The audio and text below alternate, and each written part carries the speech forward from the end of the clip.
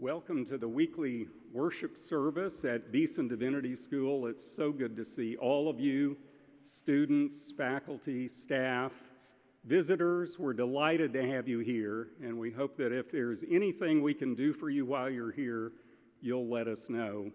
This is a very special week in the life of Beeson Divinity School. It's the week of the Biblical Studies Lectures, where we think about the Word of God as His revelation to us, and where we have an expositor come and help us understand it better.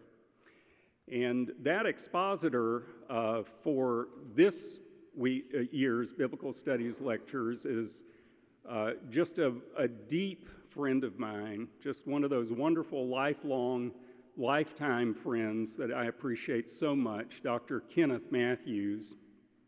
Dr. Mathews taught here at Beeson for 33 years, taught Hebrew and Old Testament. Some of you probably had him, probably our newest students haven't had him, but I know that he's well known to many of you. And Dr. Mathews is just a wonderful colleague. He is a faithful friend. Many times I've sat in his office and he's helped me think through challenges in life. And he and Dia, his wife, have shared in the joys of our lives. Dia was there when our first child was born. She came to the hospital. And I mention that because I know many of you have had the same experience with Ken as a really good friend. He is a wonderful friend and colleague. He's a wonderful teacher. And Ken is also a world-class scholar of the New Testament.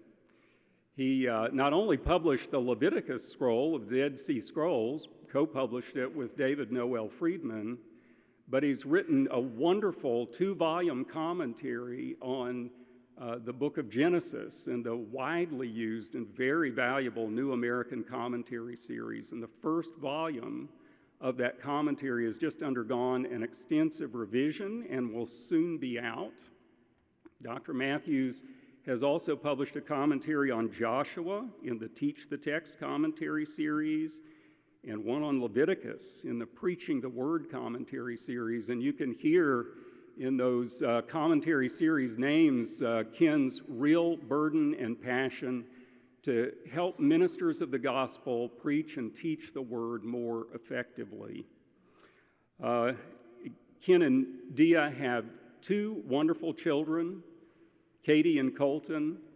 They have 7 grandchildren and 2 great-grandchildren. So they are just wonderful members of our community. And Ken, we welcome you to our worship service this morning. We're so grateful to have you here. What a privilege and honor to lead you this week in our Biblical Studies Lectures 2023.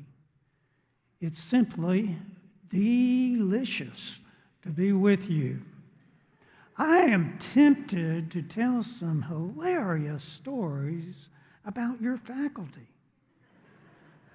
But in the next 2 days, I have 2 rascals who will be introducing me.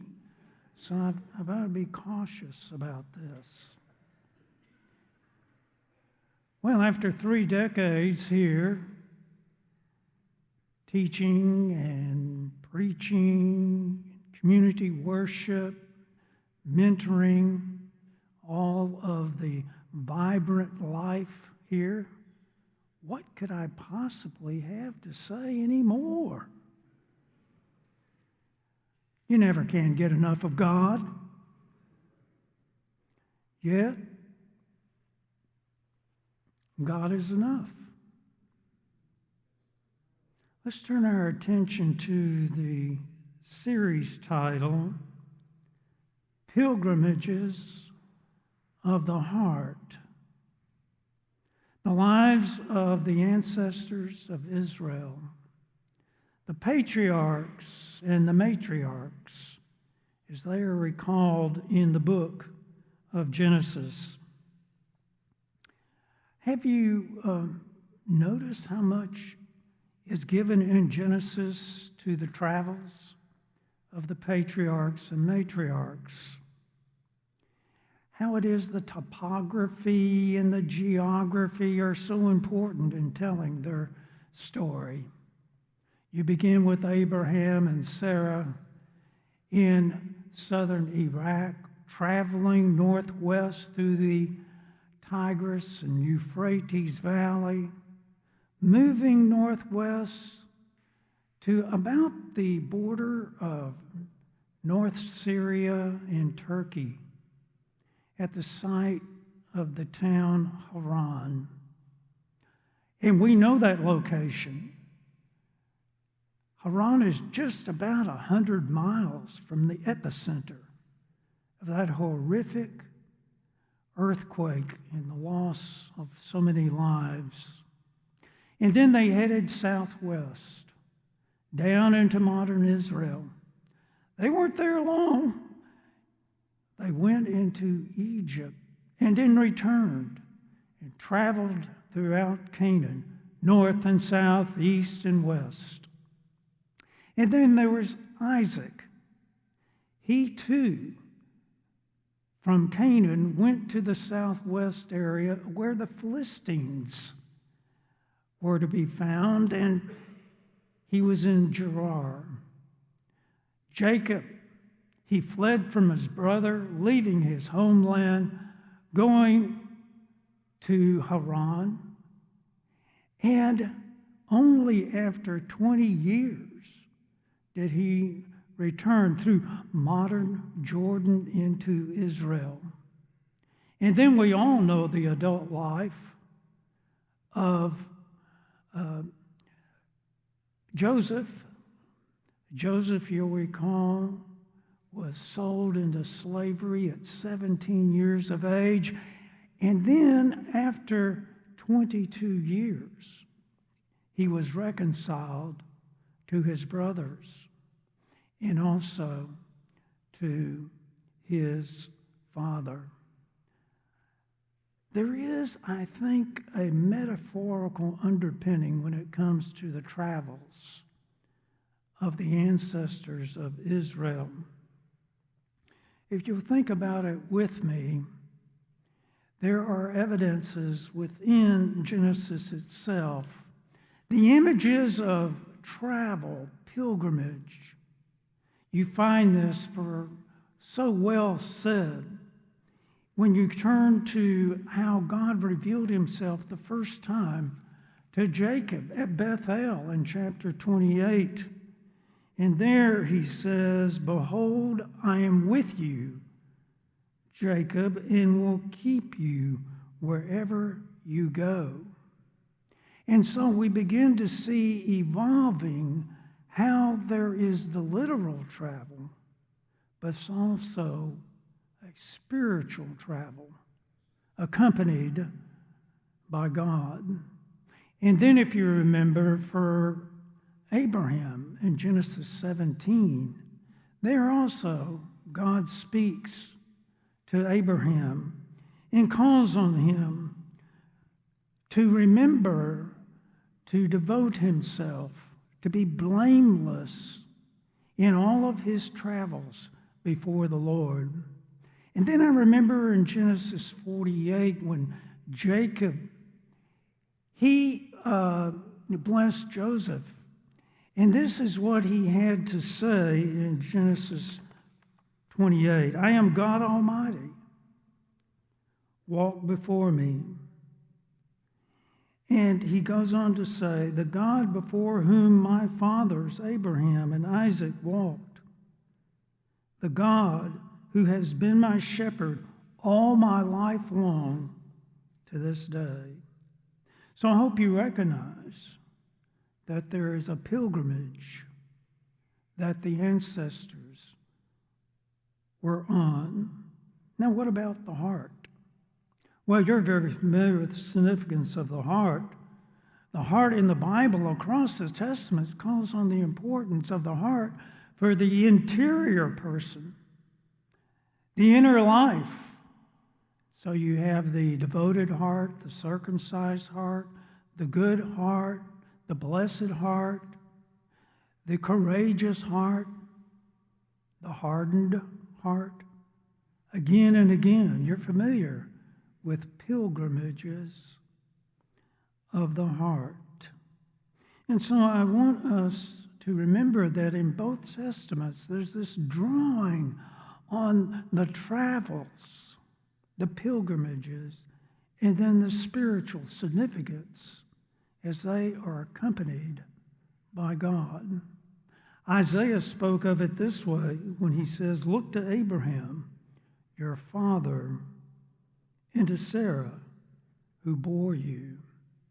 And then, known so well to us as Christian readers, in Romans 4, the Apostle Paul says, "The Father of all who believe, inclusive of Jew and Gentile, by faith in the descendant of Abraham." Now, when it comes to our attention today, waiting on God, we can profit in our own pilgrimage of the heart. Because from Genesis, these accounts will give us a perspective that I think will help us. We will find that waiting on God includes wrestling with God. That's our focus tomorrow. And then having waited, having wrestled, then we can see God's presence in his absence. And that will be on Thursday. But first, what do we say about waiting on God? Our focal passage in chapter 22 of Genesis will help us see what it means for our ancestors to wait on God. This is a critical moment, but it's fascinating to me that in this critical moment, it is a culmination of the pilgrimage of the heart in the case of Abraham. There's an echo here of chapter 12 at his first calling. And God says, "Go to the place I will show you." Same language in chapter 22. Go to Mount Moriah. And during this pilgrimage, we will find that God is bringing him to a place of culmination. I was thinking about this, and I hope that you will join me in this, is that there is a lot of waiting going on with these patriarchs and matriarchs. The waiting having to do with the promise, and then we have the realizing of that promise. For Abraham and Sarah, 25 years before Isaac is born. Isaac and Rebekah praying for 20 years before the birth of their twins. And Jacob, in fleeing to Haran, returns to the land of promise after 20 years. And then Joseph. Joseph went into Egypt at 17 years of age, and then he reveals himself when he's 39 years of age, 22 years. There's a lot of waiting on God to see that the promises are being realized by God. So what does it mean to be waiting on God? That's the first question that our story elicits. And the second is, why is it that God would have us waiting on him? I'd like to bring to your attention two details that are often overlooked. The first is found in verse 1. We are told that this is a testing. Now, that's an advantage for us as readers. You see, Abraham had not read verse 1. If he had read verse 1 in our chapter 22, he could relax. He could joyfully look at the peak of Mount Moriah. This reminds me also of Job, so tortured in body, in spirit. And if he had only read the opening 2 chapters of the book of Job, he could have overheard the debate between the adversary Satan and God. He could have relaxed and known that God had not truly abandoned him. Now, from our perspective as readers, we have a tendency, don't we, to relax and know that this is, after all, just a test. And when you read through the chapter, all seems well. But that's not the reality for these ancestors, nor is it our reality. God tests not to see you fail.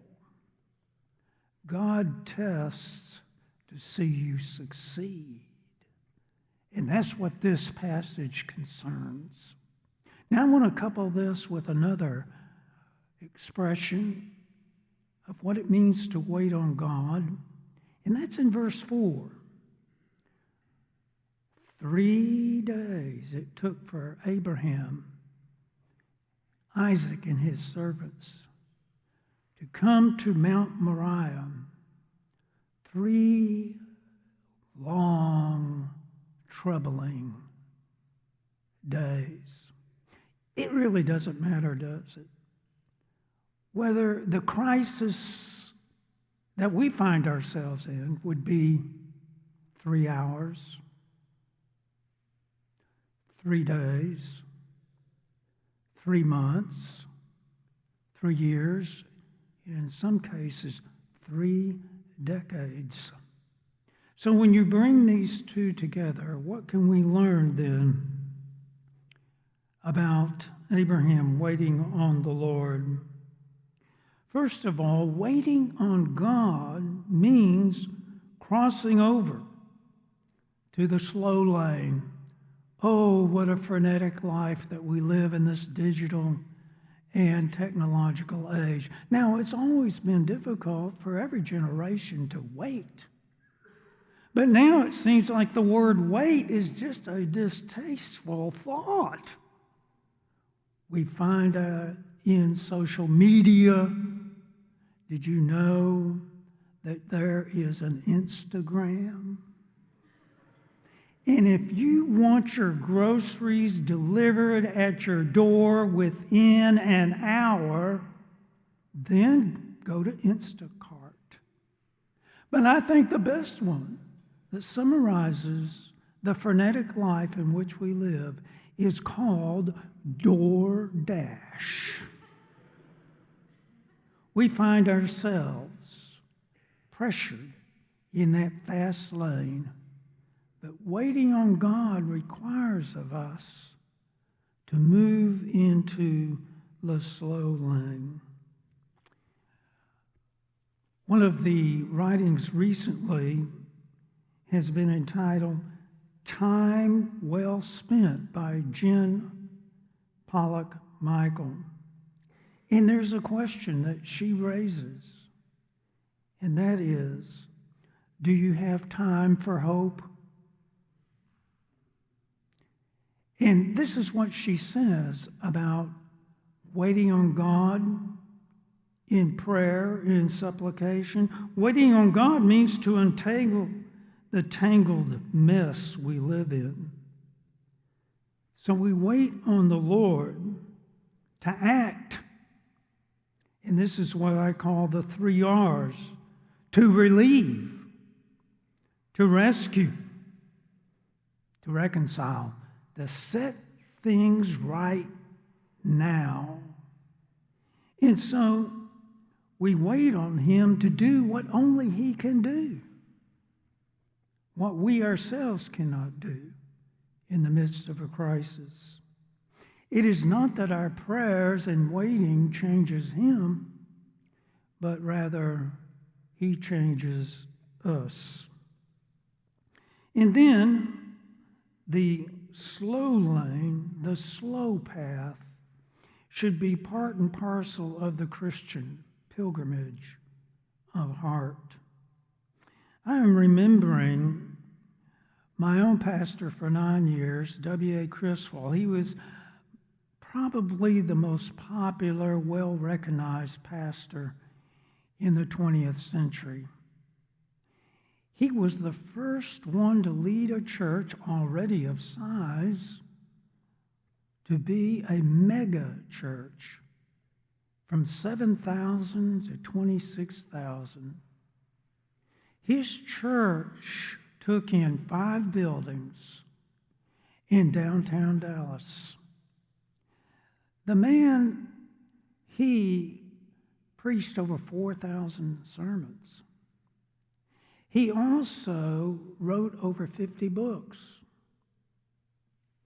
What is striking about Dr. Criswell, and I heard him say this many times, that when he interviewed for the position with the search committee in 1944, he made an appeal. His appeal was this: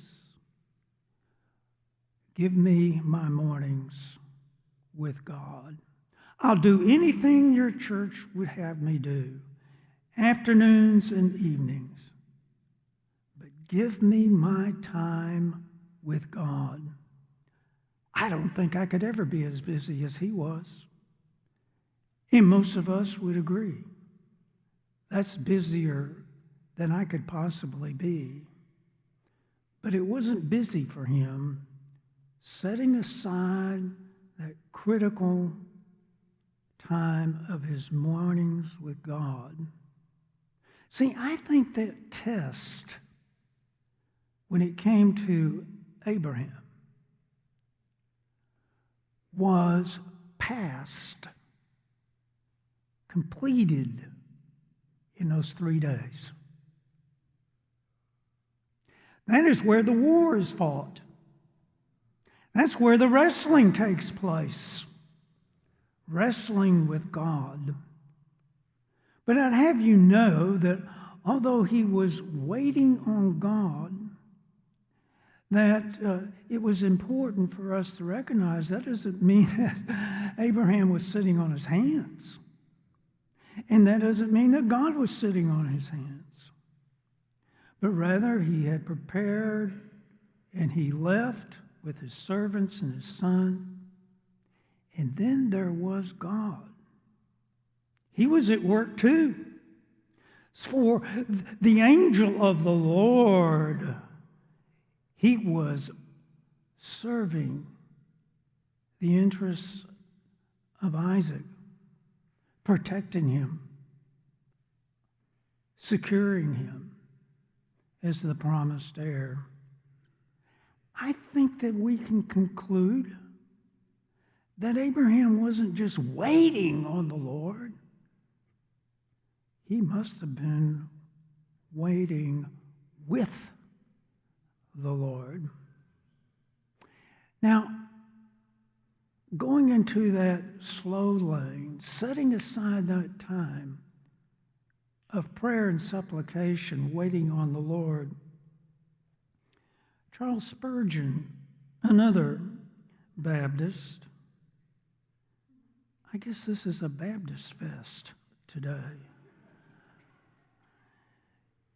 That famous English pastor and author of the 19th century, in his devotional book, Mornings and Evenings, this is what he has to say about waiting. There are times when solitude is better than society, and silence is wiser than speech. We should be better Christians if we were more alone. waiting upon God and gathering through meditation on His Word spiritual strength for labor in His service. Every Christian's waiting on the Lord. There are two horizons of what it means to be waiting on the Lord. There's the near horizon. That's the nasty now and now. And then there's the far horizon. That's the sweet by and by. And together they are brought, setting our immediate need in the broad framework of how God at the fore horizon, this will have its full culmination. So when it comes to the far horizon, did you notice in our reading, it speaks of how the Lord renewed His promise to Abraham, and He swore by Himself that all of the promises made would someday be fully realized. Waiting in the Lord then has these two horizons. But why is it that the Lord would have us wait? I mean, after all, He could answer my prayers right now. He could, after all, accomplish that pilgrimage of the heart right now. And why is it then that He would have us waiting on Him? Well, the first thing that is obvious from the passage is that it was a way of confirming Abraham's faith. Did you notice in verses 16 and 18, it speaks of the obedience of Abraham, a confirmation of his faith. That's what a test is about. It exposes your faith. It exposes your commitment, trusting in the way and the word of the Lord. And the Apostle James makes that quite clear to us, that this is the way that God has chosen to convince and convict and bring us to a maturing in our waiting for God. And then I would like to say that there's another reason why it is that we are waiting on God. And this is because God has designed our maturing to enjoy Him. The Apostle Paul speaks of it as joy in suffering. There is a joy when it comes to waiting on the Lord, going into that slow lane, musing about God, embracing Him, taking Him to yourself, hearing His voice, following His footsteps. That is what God would have us do. And in doing so, it is such a rich wedding, such a rich friendship between the near and the far. Now, by way of conclusion, let me read to you what I found that was most helpful to me by a Puritan pastor and writer, Thomas Brooks. He preached this funeral service, a famous one, in 1561. A believer's last day is his best day. This is what he has to say. Referring to the Christian's last day in this earthly bondage, he says, "In that day they shall find that God will make good all those golden and glorious promises He has made to them." And he goes on to say, that in his conclusion, then your dying day shall be to you as the day of harvest to the farmer, the day of deliverance to the prisoner, the day of coronation to the king, and the day of marriage to the bride. Your dying day shall be a day of triumph and exaltation, a day of freedom and consolation, a day of rest and satisfaction. May it be so.